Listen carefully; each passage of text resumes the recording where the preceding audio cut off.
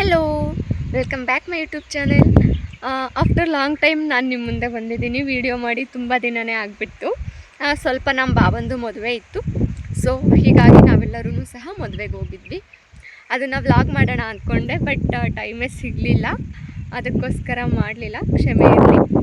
ಇವತ್ತು ಬೆಳೆ ಹೇಗಿದೆ ಏನು ಅಂತ ತೋಟಕ್ಕೆ ಬಂದಿದ್ವಿ, ನೋಡ್ಕೊಂಡು ಹೋಗೋಣ ಅಂತ.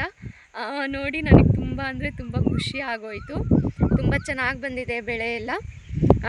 ನಾನೀಗ ಸದ್ಯ ಪ್ರೆಸೆಂಟ್ ಟೊಮಟೊ ಹಾಕಿದ್ವಲ್ವ ಆ ಪ್ಲೇಸಲ್ಲಿದ್ದೀನಿ.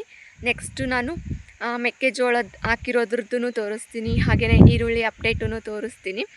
ತುಂಬ ಅಂದರೆ ತುಂಬ ಚೆನ್ನಾಗಿ ಬಂದಿದೆ, ಖುಷಿ ಆಗುತ್ತೆ ನೋಡೋದಕ್ಕೆ. ಬನ್ನಿ ತೋರಿಸ್ತಾ ಹೋಗ್ತೀನಿ ಹೇಗಿದೆ ಬೆಳೆ ಅಂತ ಹೇಳಿ. ಕೊನೆವರೆಗೂ ವಿಡಿಯೋ ನೋಡಿ, ಇನ್ನೂ ಏನು ಹೇಳಬೇಕೋ ಗೊತ್ತಾಗ್ತಿಲ್ಲ. ಹಾಗೆಯೇ ಸಪೋರ್ಟ್ ಮಾಡಿ, ಲೈಕ್ ಮಾಡಿ, ಶೇರ್ ಮಾಡಿ ಅಂತ ಕೇಳ್ಕೊತೀನಿ. ಸೊ ಬನ್ನಿ ಎಲ್ಲ ಒಂದೊಂದಾಗಿಯೇ ತೋರಿಸ್ತೀನಿ, ನೋಡ್ತಾ ಹೋಗೋಣ. ಫಸ್ಟು ಟೊಮಟೊ ಗಿಡದಲ್ಲಿದ್ದೀನಲ್ವ, ಅದಕ್ಕೋಸ್ಕರ ಟೊಮಟೊನೇ ತೋರಿಸ್ತೀನಿ. ಟೊಮಟೊಯಿಂದ ಸ್ಟಾರ್ಟ್ ಮಾಡೋಣ ಇವತ್ತಿನ ವೀಡಿಯೋನ. ಹಾಗೆಯೇ ಸ್ವಲ್ಪ ಮೆಣಸಿನ್ಕಾಯಿ ಹಾಕಿದ್ವಿ, ಅದನ್ನೆಲ್ಲನೂ ನಾನು ತೋರಿಸ್ತೀನಿ ಹೇಗಿದೆ ಅಂತ. ಸೊ ಬನ್ನಿ, ಇನ್ನೇನಕ್ಕೆ ತಡ ಮಾಡೋದು, ಜಾಸ್ತಿ ಎಳೆಯೋದು ಬೇಡ, ತೋರಿಸ್ಕೊಳ್ತಾ ಹೋಗ್ತೀನಿ, ನೀವು ನೋಡ್ತಾ ಇರಿ.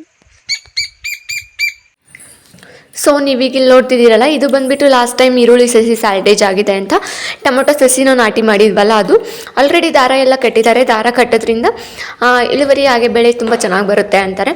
ಹಾಗೆ ಬಿಟ್ಬಿಟ್ರೆ ಅಷ್ಟೊಂದು ಬೆಳೆ ಚೆನ್ನಾಗಿ ಬರೋದಿಲ್ಲ. ಅದಕ್ಕೋಸ್ಕರ ಟೊಮೊಟೊ ಹಾಕಿರೋರು ಪ್ರತಿಯೊಬ್ಬರೂ ಸಹ ಈ ಥರ ಕಟ್ತಾ ಹೋಗ್ತಾರೆ. ನೋಡ್ತಿರ್ಬೋದು ನೀವು ಸೈಜ್ ಆಲ್ರೆಡಿ ಯಾವ ಥರ ಬಂದಿದೆ ಅಂತ ಹೇಳಿ, ತುಂಬ ಚೆನ್ನಾಗಿ ಬಂದಿದೆ. ಆ್ಯಂಡ್ ಟೊಮೊಟೊ ರೇಟ್ ಸ್ವಲ್ಪ ಪರವಾಗಿಲ್ಲ, ತುಂಬ ಹೇಳ್ಕೊಳ್ಳೋ ಹೋಗಿಲ್ಲ, ಹಾಗೆ ಕಡಿಮೆನೂ ಇಲ್ಲ, ಮೀಡಿಯಮ್ ಆಗಿ ಇದೆ. ರೈತ ಕಣ್ ತುಂಬ ನಿದ್ದೆ ಮಾಡೋದು ಅಂತ ಹೇಳಿದ್ರೆ 2 ಸಲ. ಯಾವಾಗ ಅಂತ ಹೇಳಿದ್ರೆ ಬೆಳೆ ತುಂಬ ಚೆನ್ನಾಗಿ ಬಂದಾಗ, ಹಾಗೆಯೇ ಆ ಬೆಳೆಗೆ ತಕ್ಕಂತಹ ರೇಟ್ ಸಿಕ್ಕಿದಾಗ ಕಣ್ ತುಂಬ ನಿದ್ದೆ ಮಾಡ್ತಾನೆ. ಅಷ್ಟು ಕಷ್ಟಪಟ್ಟು ಕೆಲಸ ಮಾಡುವಂಥ ರೈತನಿಗೆ ನಮ್ಮ ಕಡೆಯಿಂದ ಒಂದು ಮೆಚ್ಚುಗೆನೂ ಸಹ ಇರಬೇಕು. ಹಾಗೆಯೇ ಅವರಿಗೆ ರೆಸ್ಪೆಕ್ಟು ಹಾಗೆಯೇ ಗೌರವನೂ ಸಹ ಕೊಡಬೇಕು. ನಾವು ಸಿಟಿಯಲ್ಲಿ ಐಫೈ ಹೋಟೆಲ್ಸಲ್ಲಿ ಕುತ್ಕೊಂಡ್ಬಿಟ್ಟು ಪಿಜ್ಜಾ ಬರ್ಗರ್ ತಿಂತೀರಲ್ಲ, ಅದೆಲ್ಲನೂ ಸಹ ರೈತರ ಪರಿಶ್ರಮದಿಂದಲೇ ಸಾಧ್ಯ. ಅವರು ಮಾಡುವಂತಹ ಒಂದು ಪರಿಶ್ರಮಕ್ಕೆ ನಾವು ಬೆಲೆಯನ್ನು ಖಂಡಿತವಾಗ್ಲೂ ಕೊಡಬೇಕಾಗುತ್ತೆ ಅಂತ ನಾನು ಈ ಮೂಲಕ ಕೇಳ್ಕೊತೀನಿ. ಆ್ಯಂಡ್ ಇನ್ನು ಬೆಳೆ ವಿಚಾರಕ್ಕೆ ಬರೋದಾದರೆ, ನೋಡಿದ್ರಲ್ಲ ಸೈಜ್ ತುಂಬ ಅಂದರೆ ತುಂಬ ಚೆನ್ನಾಗಿದೆ. ಇನ್ನು ಎಲೆ ಮೇಲೆ ಸ್ವಲ್ಪ ರಂಗೋಲಿ ಥರ ರೋಗ ಇದೆ, ಅದು ನಡೆಯುತ್ತಂತೆ, ಏನೂ ಅಷ್ಟೊಂದು ಎಫೆಕ್ಟ್ ಆಗೋದಿಲ್ಲ ಅಂತ ಹೇಳ್ತಾರೆ. ಬಟ್ ಆಗಾಗ ಮೆಡಿಸಿನ್ ಸ್ಪ್ರೇ ಮಾಡ್ಕೊಳ್ತಾ ಇರಬೇಕು. ಆ್ಯಂಡ್ ಇನ್ನು ನಿಮಗೆ ಲಾಸ್ಟ್ ಟೈಮ್ ನಾನು ಫ್ಲವರ್ ಸೀಡ್ಸ್ನ ಹಾಕಿದ್ದೆ ಅಲ್ವಾ, ಜೀನಿಯಾ ಹಾಗೆ ಗಜಾನಿಯಾ, ಅವನ್ನೆಲ್ಲ. ಅದರಲ್ಲಿ ನನ್ನ ಅದೃಷ್ಟಕ್ಕೆ ಒಂದೇ ಒಂದು ಗಿಡ ಮಾತ್ರ ಉಳ್ಕೊಂಡಿದೆ, ಅದು ಫ್ಲವರ್ ಆಗ್ತಾ ಇದೆ. ಇದಿನ್ನೂ ಮೊಗ್ಗಿದೆ, ಬಟ್ ಫ್ಲವರ್ ಆದಾಗ ನಾನು ಒಂದ್ಸಲ ತೋರಿಸ್ತೀನಿ. ಬಟ್ ಕಲರ್ ಚೆನ್ನಾಗಿದೆ, ಪಿಂಕ್. ನಾನು ಯಾವ ಕಲರ್ ಬರುತ್ತೋ ಅಂತ ಅಂದ್ಕೊಂಡೆ. ನಂತರ ಇಲ್ಲಿ ಹುಲ್ಲಿತ್ತು, ಅದನ್ನು ಕಿತ್ತಾಕ್ತಾ ಇದ್ದಾರೆ. ಇಲ್ಲಾಂದರೆ ಅದು ಬೀಜ ಆಗಿಬಿಟ್ಟು ಜಾಸ್ತಿ ಆಗುತ್ತೆ ಅಂತ ಆಗಾಗ ಕಿತ್ತಾಕ್ತಾನೆ ಇರ್ತಾರೆ. ಆ್ಯಂಡ್ ಇದು ಬಂದುಬಿಟ್ಟು ಬೆಳ್ಳುಳ್ಳಿನ ಕುಚ್ಚಿದ್ರು ಅತ್ತೆ, ಅದು ಬೆಳ್ಳುಳ್ಳಿ ಸಸಿ ಅಲ್ಲ, ಬೆಳ್ಳುಳ್ಳಿ ಗಿಡ ತುಂಬ ಚೆನ್ನಾಗಿದೆ. ಆ್ಯಂಡ್ ನೋಡಿ ಈರುಳ್ಳಿ ಈ ಥರ ಇದೆ. ಅಪ್ಡೇಟ್ ನಾನು ತೋರಿಸ್ತೀನಿ ಯಾವ ಥರ ಇದೆ ಅಂತಂತ ಹೇಳಿ. ನಾವು ಈರುಳ್ಳಿನ ಬಂದುಬಿಟ್ಟು ಬೆಡ್ಗೆ ಹಾಕಿದ್ದೀವಿ, ಎಲ್ಲರೂ ನಾರ್ಮಲ್ ಗದ್ದೆಗೆ ಹಾಕ್ತಿರ್ತಾರೆ, ನೀವು ಅಬ್ಸರ್ವ್ ಮಾಡ್ಬೋದು. ಚೆನ್ನಾಗಿ ಬರುತ್ತೆ ಅಂತ ನಾವು ಈ ಸಲ ಹೊಸದಾಗಿ ಪ್ರಯತ್ನ ಪಟ್ಟಿದ್ದೀವಿ. ಆ್ಯಂಡ್ ಇದು ಬಂದುಬಿಟ್ಟು ಲಾಸ್ಟಿಗೆ ನಾವು ಟೊಮೊಟೊ ಹಾಕಿದ್ವಲ್ಲ, ಅದೂ ಸಹ ಕಾಯಿ ಆಗಿದೆ. ಬಟ್ ಕಂಪೇರ್ ಮಾಡಿಕೊಂಡ್ರೆ ಅದಕ್ಕೂ ಇದಕ್ಕೂ ಇದು ಸ್ವಲ್ಪ ಸೈಜ್ ಚಿಕ್ಕದಿದೆ. ಏನಕ್ಕೆ ಅಂತ ಹೇಳಿದ್ರೆ ಸ್ವಲ್ಪ ಹಿಂದೆ ಹಾಕಿದ್ವಲ್ವ, ಅದಕ್ಕೋಸ್ಕರ ಚಿಕ್ಕ ಕಾಯಿನೂ ತುಂಬಾ ಇದೆ. ಬನ್ನಿ ತೋರಿಸ್ತೀನಿ ಈಗ ಈರುಳ್ಳಿ ಅಪ್ಡೇಟು. ನೋಡಿ, ನಾವು ಬಂದು ಬೆಡ್ಡಿಗೆ ಹಾಕಿರೋದು. ಬೇರೆ ಕಡೆ ಎಲ್ಲ ಬೆಡ್ಡಿಗೆ ಹಾಕಿರ್ತಾರೆ, ಬಟ್ ನಮ್ಮ ಚಿತ್ರದುರ್ಗ ಭಾಗದಲ್ಲಿ ಬೆಡ್ಡಿಗೆ ಯಾರೂ ಹಾಕಿಲ್ಲ, ಎಲ್ಲರೂ ಗದ್ದೆಗೆ ಹಾಕ್ತಾ ಇರ್ತಾರೆ ಡ್ರಿಪ್ಪಿಗೆ. ಈ ಸಲ ನಾವು ಟ್ರೈ ಮಾಡೋಣ ಅಂತ ಈ ಥರ ಹಾಕಿದ್ದು. ಬಟ್ ತುಂಬ ಚೆನ್ನಾಗಿದೆ ಸದ್ಯಕ್ಕೆ.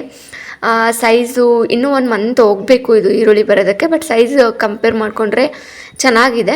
ಆ್ಯಂಡ್ ಇದು ಬಂದುಬಿಟ್ಟು ಮೆಕ್ಕೆಜೋಳ ನಾವು ಮದುವೆಗೆ ಹೋಗೋದಕ್ಕಿಂತ ಮುಂಚೆ ಬೀಜನ ಇಟ್ಟು ಹೋಗಿದ್ದು, ತುಂಬ ಚೆನ್ನಾಗಿ ಬಂದಿದೆ. ಇದಕ್ಕೆ ಕಳೆನಾಶಕ ಹೊಡೆದಿದ್ರು, ಆದರೆ ಗೇಕ್ ಅಂತ ಏನಂತೀವಿ ಅದು ಇನ್ನೂ ಹೋಗಿಲ್ಲ.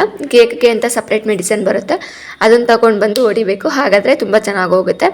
ಓವರಾಲ್ ನೋಡೋದಾದರೆ ಇಷ್ಟು ನಮ್ಮ ತೋಟ ನೋಡಿ. ಇದು ಮೆಕ್ಕೆಜೋಳ, ಹಾಗೆಯೇ ಈರುಳ್ಳಿ ಆ್ಯಂಡ್ ಟೊಮೆಟೊ ಹಾಕಿದ್ದೀವಿ.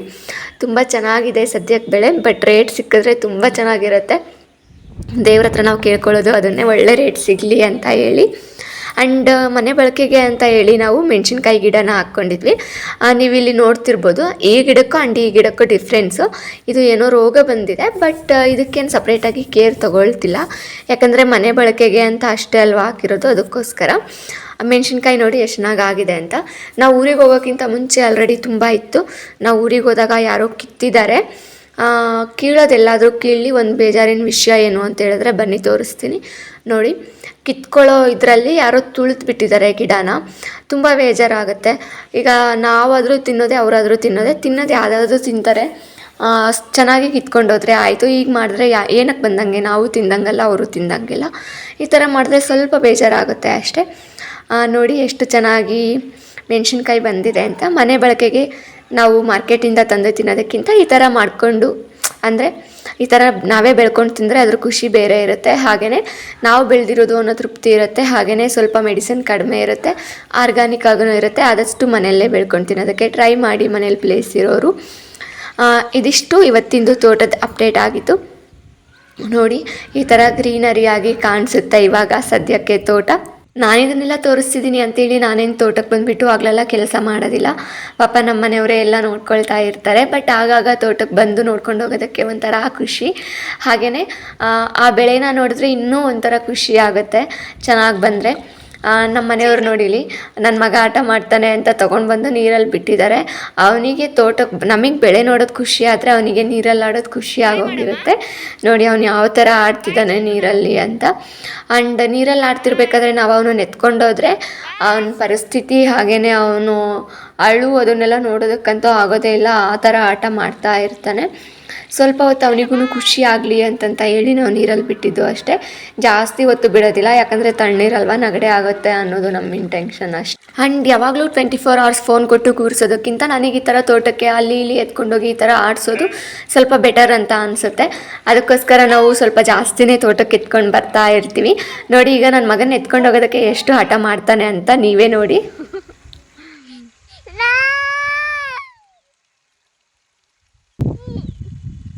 ಜಿಜ್ಜಿ ಬೇಕಾ? ಜಿಜ್ಜಿ ಬೇಕಾ? ಇಲ್ಲಮ್ಮ, ಹಂಗೆ ಹೋಗ್ಬಾರ್ದು ಬಂದಿರಿ.